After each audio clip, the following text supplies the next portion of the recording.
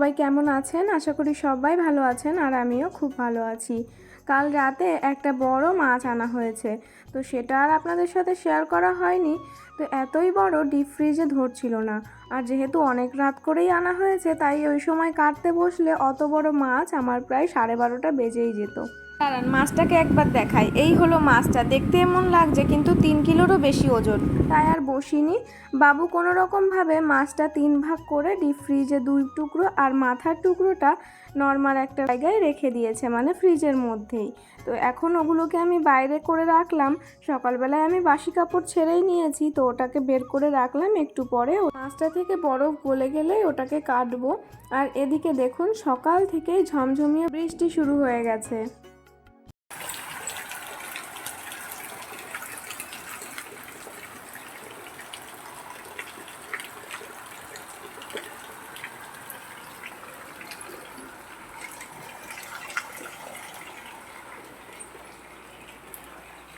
এখন কোনো রকম একটু থেমেছে বৃষ্টি, তবে টিপ টিপ করে কিন্তু পড়েই যাচ্ছে।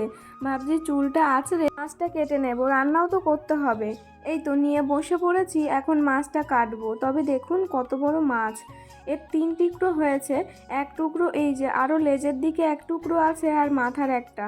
চামচ, তারপরে আলু ছোলার যেটা আছে ওটা, ছুরি, অনেক কিছু নিয়ে বসেছি। সাথে তো বটি আছেই মাছটাকে আঁশ ছাড়ানোর জন্য।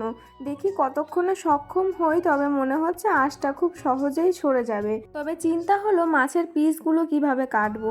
দেখি চলুন এবার একা একা কেটে নিই, তারপর আবার দেখাচ্ছি। এই তো পিসগুলো করাও হয়েছে, আর শুধু মাথার পিসটাই আছে, কেননা মাথা কাটার শক্তি আমার গায়ে নেই।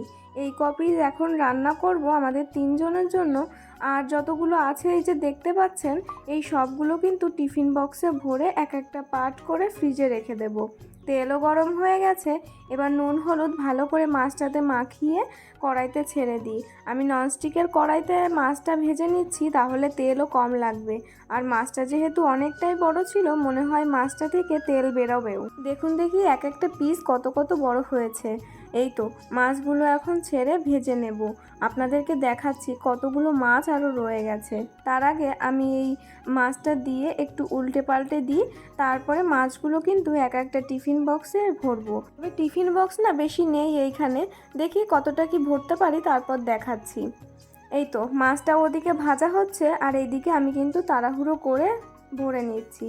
হ্যাঁ, বেশি টিফিন বক্স ছিল না, 2টো টিফিন বক্স ছিল, আর সব এদিক ওদিকে আছে। কি করেছি জানেন, ওই যে ছোট ছোট বাটিগুলো হয় না, যেগুলোতে ঝোল ডাল দেওয়া হয়, আমরা তো 3 জন মানুষই, তো ভাবছি যে এক একটা বাটিতে 3 জনের জন্য পর্যাপ্ত পরিমাণে মাছ ধরেই যাবে। তাই ছোট ছোট বাটিগুলো নিয়ে নিয়েছি, ওগুলোর মধ্যেও ভরে নিচ্ছি। এই তো প্রায় ভরাও হয়ে গেছে। আর মাথাটার কথা কি বলবো, ওই মাথা কাটতে গেলে আমার জীবন বেরিয়ে যাবে। বাবুকে ফোন করেছিলাম, বাবু বলল যে বাবুই কেটে দেবে। আসলে মাছটা যেহেতু অনেকটাই বড়, অনেক বড় বড় পিসই হয়েছে, তবে অত বড় বড় পিস রাখিনি। একটু খাওয়ার মতো হবে, মানে ওরা খেয়ে ফেলতে পারবে সেরকম একটা পিস রেখেছি। এই যে এটা আমার বরের জন্য, আর বাবুর জন্যও একটা রেখেছি। দুজনকে 2 পিস মাছ রান্না করে দেব, ওদেরও মন ভরবে আমারও মনটা ভরবে। এই তো দেখুন, এই যে ভরে ফেলেছি টিফিন বাটি, আরও এগুলোর মধ্যেও কিছুটা আছে। যাই হোক, আমার রান্নাও হয়ে গেছে। এই দেখুন, আলু দিয়ে একটু হালকা মশলা দিয়েই রান্না করেছি, যেহেতু কলকাতা থেকে এসেছি অত কিছু রিচ খাবার খেয়ে, তার জন্য ভাবলাম এরকমই হোক। আর তেল ভেসেছে দেখেছেন, অনেকটা তেল বেরিয়েছে মাছ থেকে। আর এই রইল ভাত। আমার রান্না বান্নাও হয়ে গেল, আর ফ্রিজে মাছগুলোও রাখা হয়ে গেছে জানেন তো। ও হ্যাঁ, আরও কিছু রান্না করেছিলাম, ভেন্ডি মানে ঢ্যাঁড়সও ভেজেছিলাম। চলুন এবার একটু ওই দিকের কাজ করি।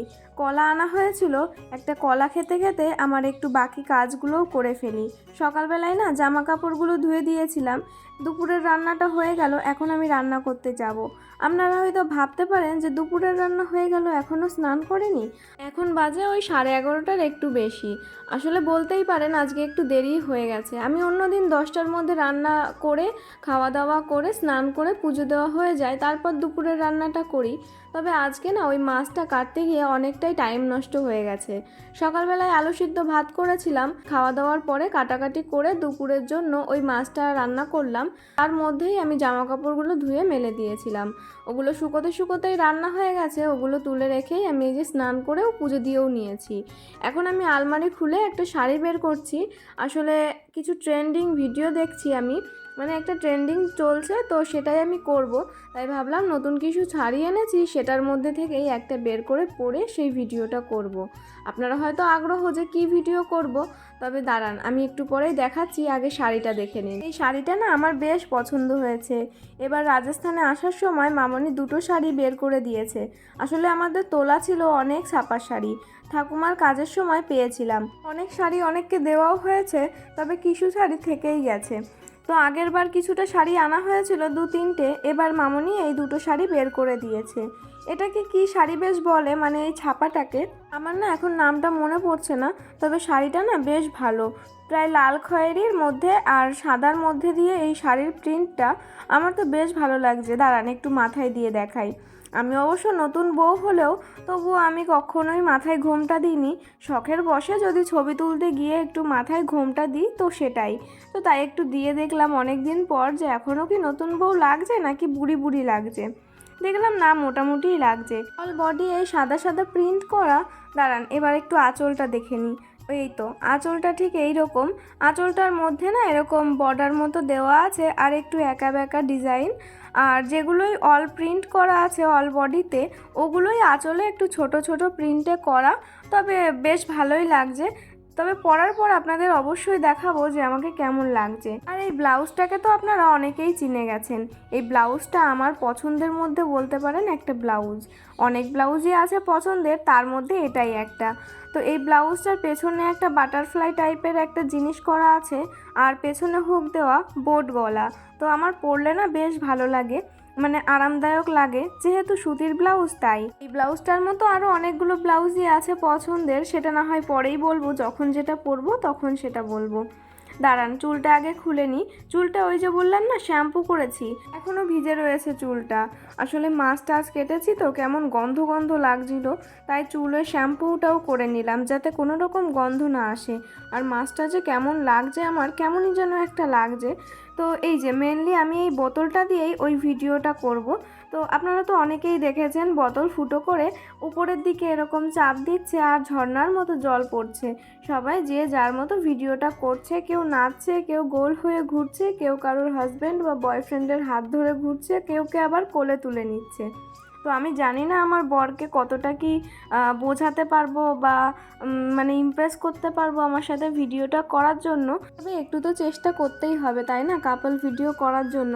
আসলে ও সবসময় কাজের মধ্যে থাকে, আর কাজ থেকে আসার পর ও ওর মতো একটু সময় কাটায়, মানে গেম খেলতে বসে।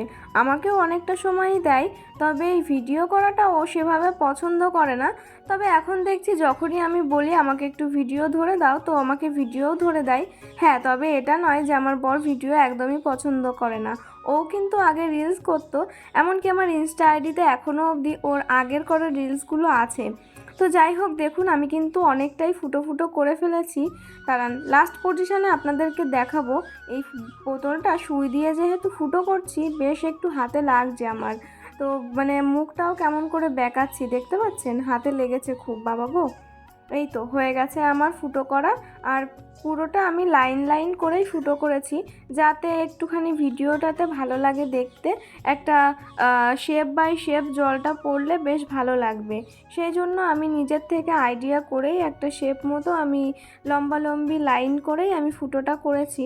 আর ঠিক এই অবধি আমি ভিডিওটা করেছি, মানে একটা বর্ডার মতো দেওয়া ছিল বোতলটাতে, সেটা দিয়েই। এটা হচ্ছে চম্পা না কম্পা একটা স্প্রাইটের বোতল, তো সেটা দিয়েই আমি করেছি। এটা না কাল খেয়েছিলাম, ও ডিউটি থেকে আসার সময় আমার জন্য নিয়ে এসেছিল। তো এই দেখুন আমার ফুটো করাও হয়ে গেছে। এবার এটাকে মাঝখানে এইভাবে ঠিক চাপ দেবো আর জলটা বেরিয়ে পড়বে, ভেবেই আমার কি হাসি পাচ্ছে। এই তো রইলো বোতল। আর শাড়িটা কিন্তু এখনও বেডের ওপর রেখেই দিয়েছি, যেহেতু ওটা অন্ধকারে করতে হবে, আর অন্ধকার তো রাত না হলে হবে না, যেহেতু এটা তো আমাদের নর্মাল বেডরুম, লাক্সারি রুম তো নয় যে চাইলেই আমি অন্ধকার করে নেব। এই হচ্ছে শাড়িটা। এই শাড়িটা পরলেই মনে হয় বেশ ভালো লাগবে। রেডের মধ্যে আছে, অন্ধকারে করব তো জাস্ট একটা ছোট লাইট মতো জ্বলবে।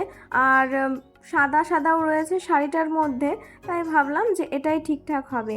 নাইটির উপরে পরেছি তো সেই কারণে একটু কেমন লাগছে, তবে এই হোয়াইট কালারের ব্লাউজটা দিয়ে যদি আমি পরি না শাড়িটা, বেশ ভালো লাগবে মনে হচ্ছে। তো চলুন এখন আমি শাড়িটা ভাঁজ করে রেখে দিই।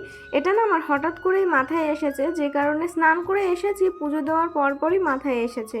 তাই যতক্ষণ না করা হবে ততক্ষণ আমার মাথা ঠান্ডা হবে না। তাই ভাবলাম আমি তাড়াতাড়ি শাড়িটা বের করে নিই, আর আমি বোতলটাকেও ফুটো করে রাখি।